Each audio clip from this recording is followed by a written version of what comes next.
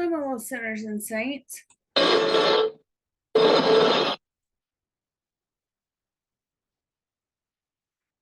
Today we got a case. It's going to be from Tallahassee, Florida. Thank you for joining me today.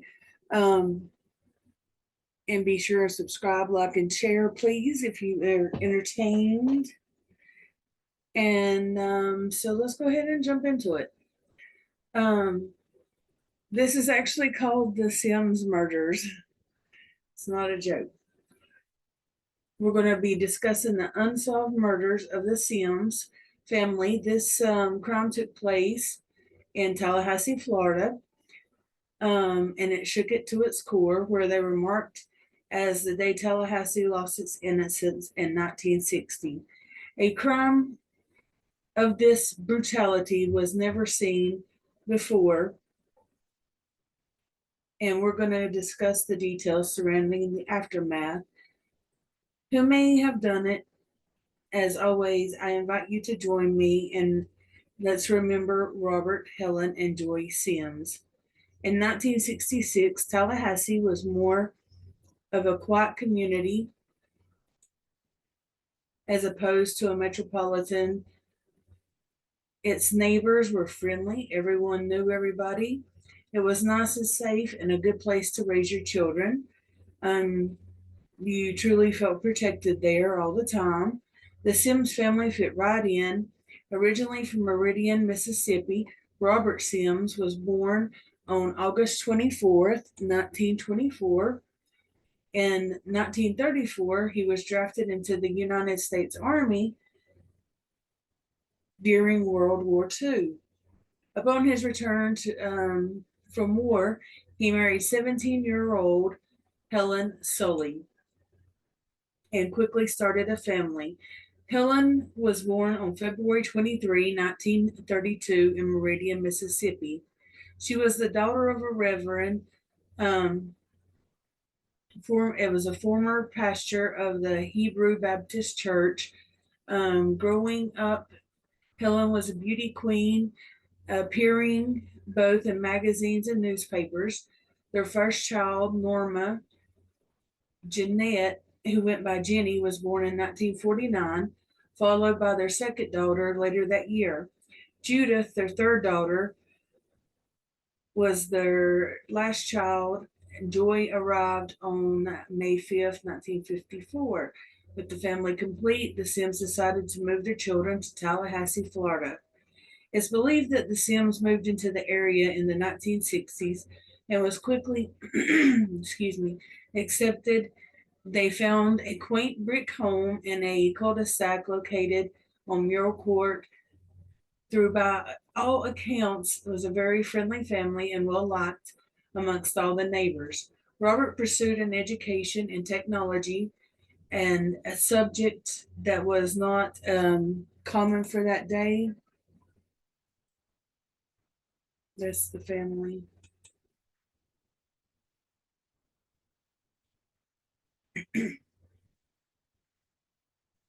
He got his PhD, gained employment in the Florida Department of Education, and was a top official in the computer division, where he was well respected by employees and supervisors alike. Helen worked as a secretary at the First Baptist Church, we already passed, the oldest and largest church in the city. She provided volunteer services as Sunday school teacher and was remarked for her skills as a pianist. The Sims were very devout in their faith and activist congregates at First Baptist. Their daughter Jenny and Judith also attended Leon High School, where they were described as pleasant girls, well educated, with both girls being on the honor students. Joy went to Raw Middle School. It's RAA. It could be RAW. I couldn't really tell on the picture. Let's take a look. Oh, I felt it.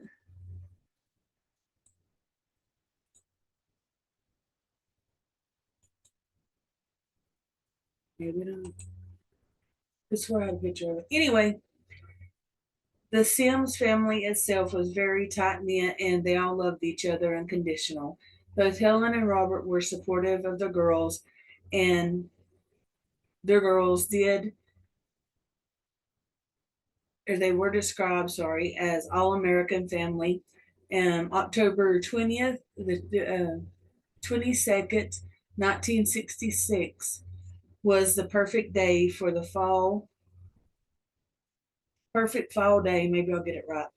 And the city was essentially a ghost town because the football game was playing against Mississippi State, and the event was a big deal. What football game isn't? And nearly everybody in town was in attendance except the Sims family. It was stated that they were chose not to go because they wanted to go to church early the following morning and knew the game would run late, and their older daughters, Jenny and Judith, had volunteered to babysit for the friends of the family that wanted to go to the game. While Robert, Helen, and Joy opted to stay home, but the town was in an uproar celebrating the big event. Someone took advantage of this distraction. The game ended at 11 with Florida State beating Mississippi 10-0.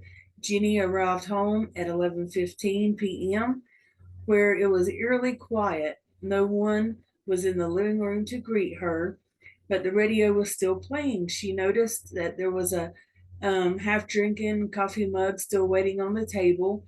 Neither Joy or her parents were around, and she was confused, so she started to search through the house.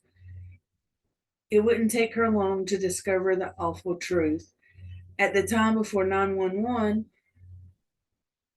before ambulances and emergency services, Jenny, who was 17 at the time, had to place a call to the Beva Sutherland family funeral home at 11:20, exclaiming there was something terribly wrong and happened. And Russell Beavis and his son Rocky were the first to arrive at the home. In the back room where the horrific scene of Robert, Helen, and Joy were all blindfolded and gagged. Binding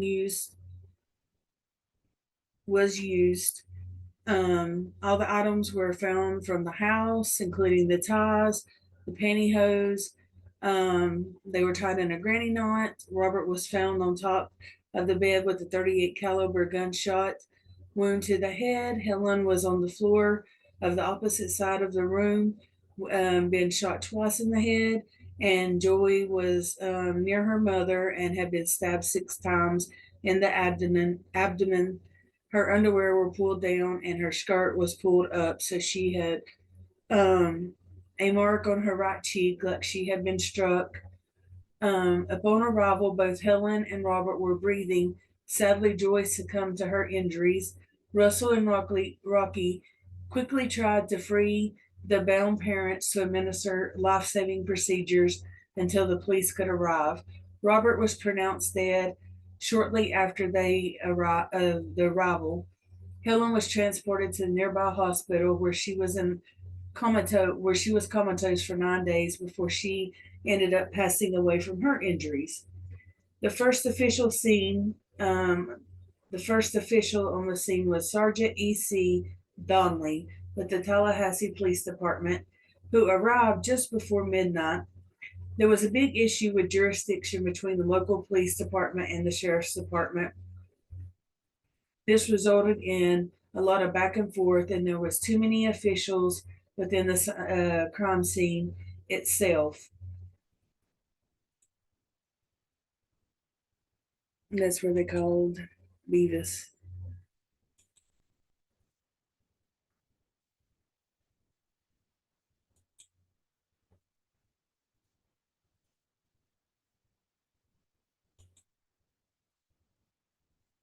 That's the open door to their house.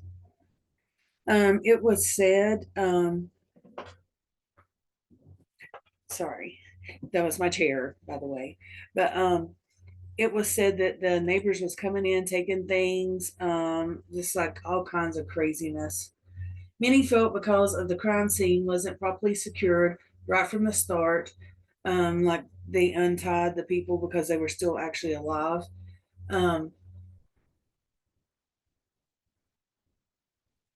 right from the start, eventually the case would fall into the jurisdiction of the county and the sheriff's department. Larry Campbell would take the lead, and the Beavis family, although tried not to disturb the scene, might have compromised it due to cutting the bindings. A number of curious neighbors were allowed into the home, and the overwhelming presence of law enforcement coming in and out of the house did not help. It started with the neighbors taking things from the home, and law enforcement even made a pot of coffee. Officials weren't particularly careful about what they touched during the processing of the scene, but the biggest problem of all regarding this investigation was Leon County didn't really know how to handle this case with such a caliber of a case. There's never been one mentioned in Tallahassee before.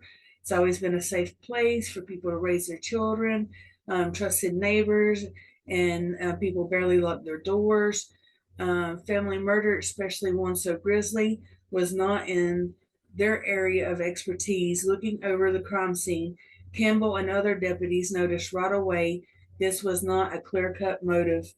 Um, it was hard to establish, and they quickly ruled out robbery due to the money and jewelry being left out in the open.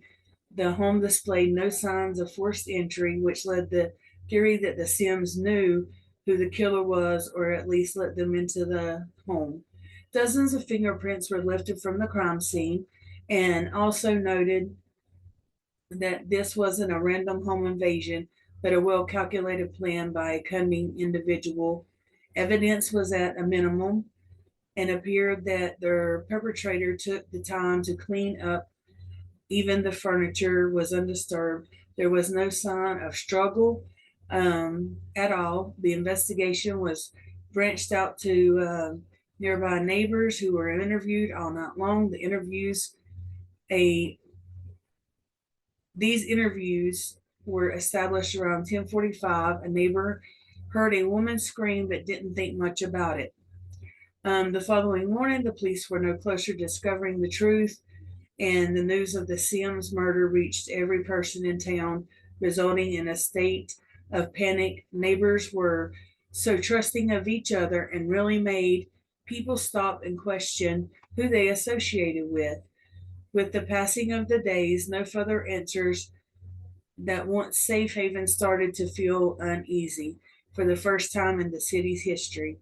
Stores sold out of guns, knives, bolts, for the doors. Women signed up for self defense classes, started carrying guns, water guns filled with ammonia for protection, and the community quit going out and looking over their shoulders.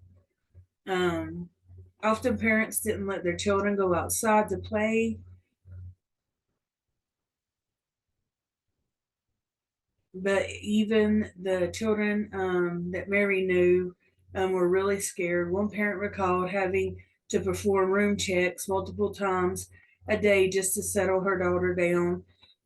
Prowler squads, what you're seeing now, were formed by the police. They patrolled the streets at night with dogs in hopes of catching the predator. A citywide trick or treating for Halloween was almost canceled by people who just didn't feel safe, knowing a murder was amiss. After the murders, some of the families tried to sell their homes to get out of the area, and nobody would buy them. Then allegedly, one family didn't want theirs, and they were so traumatized, and so were their children, um, that they actually just give the house back to the bank and took a financial burden, the loss, um, just to get away. Families slept with the lights on, and women were terrified to be at home alone. And then every lead was chased, including a pond in a wooded area behind the home. It was drained in hopes of finding the murder weapon. But they come up empty as the days turned into weeks. The leads were few and suspects were fewer, and the rumor mill started to spin. The citizens wanted answers and started to formulate their own opinions. Um, who did they suspect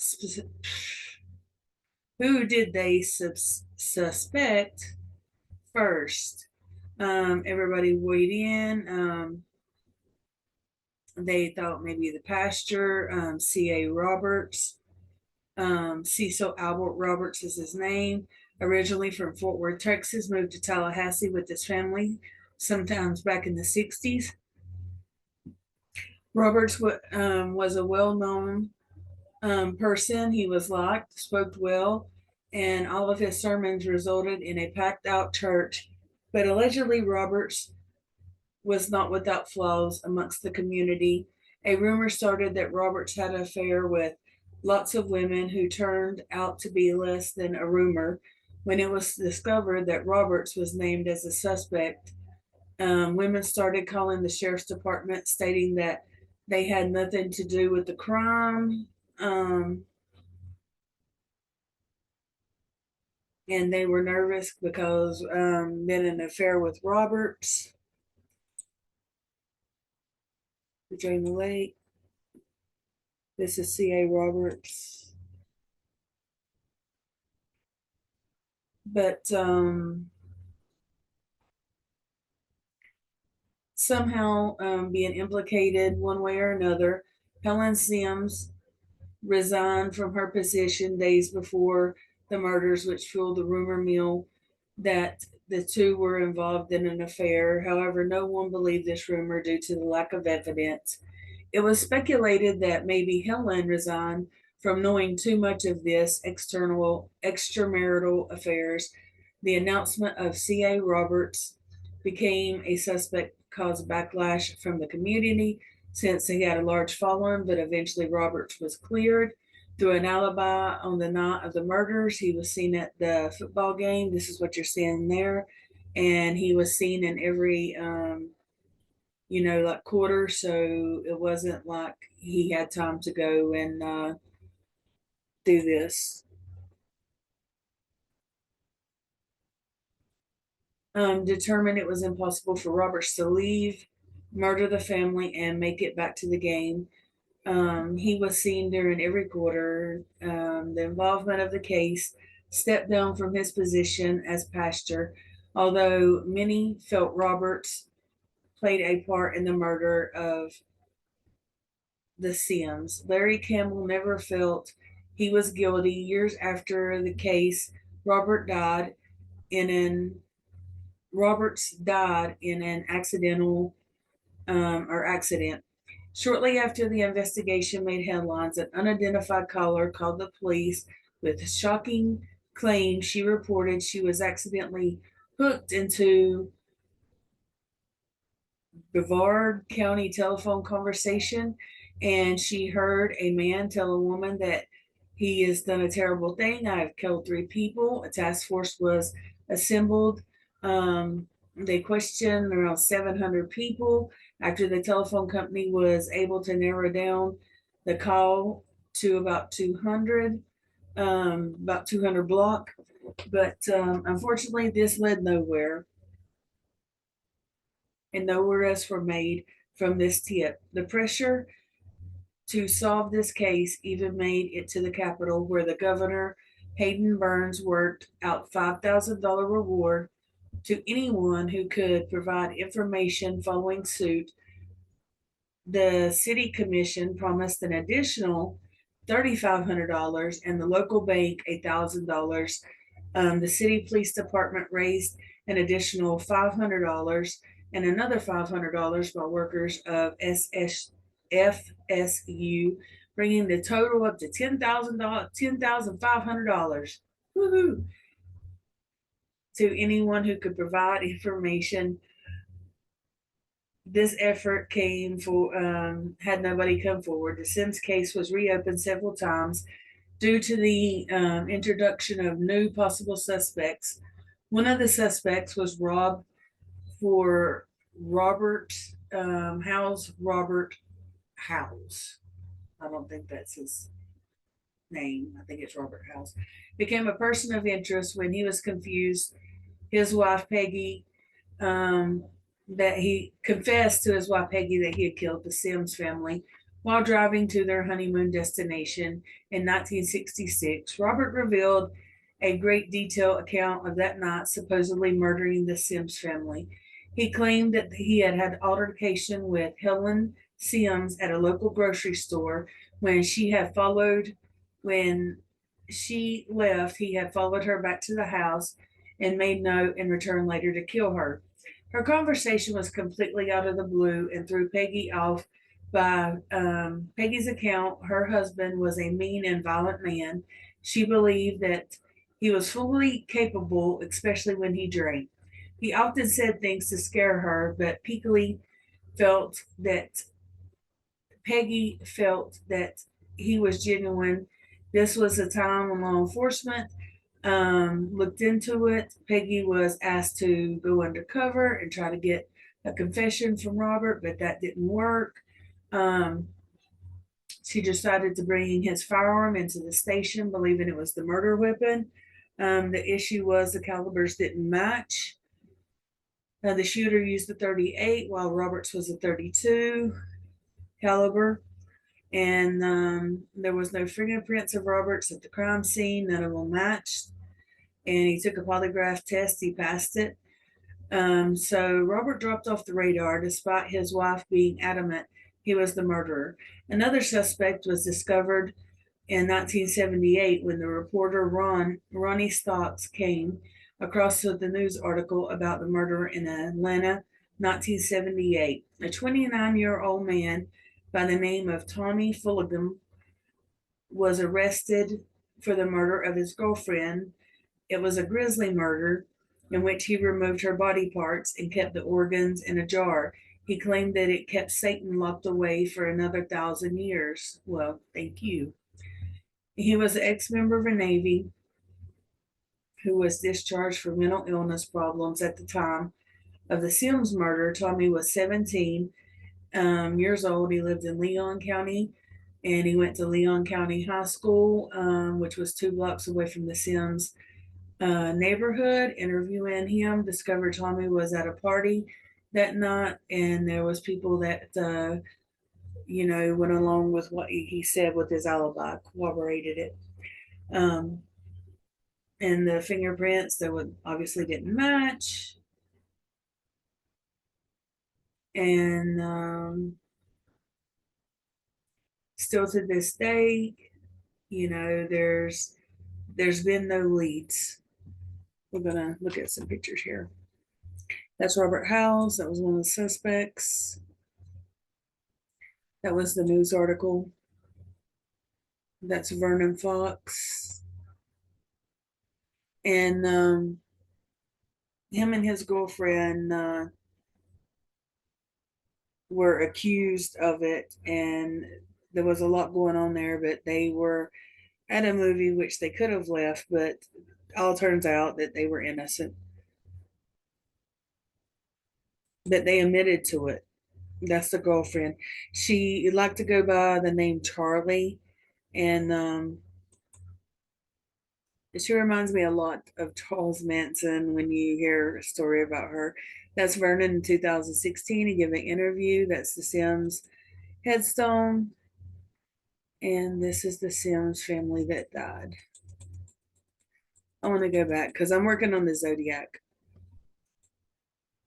When I get to the Zodiac, I'm adding this picture. And even though it's in Tallahassee, Florida, there's a lot that I'm like, there is, you can't even walk because of the rabbit holes with the Zodiac.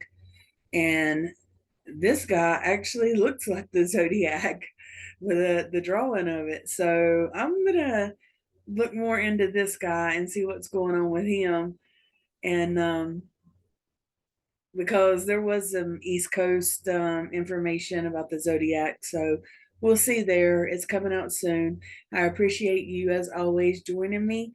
Thank you for coming by. As always, joining me. Thank you for coming by.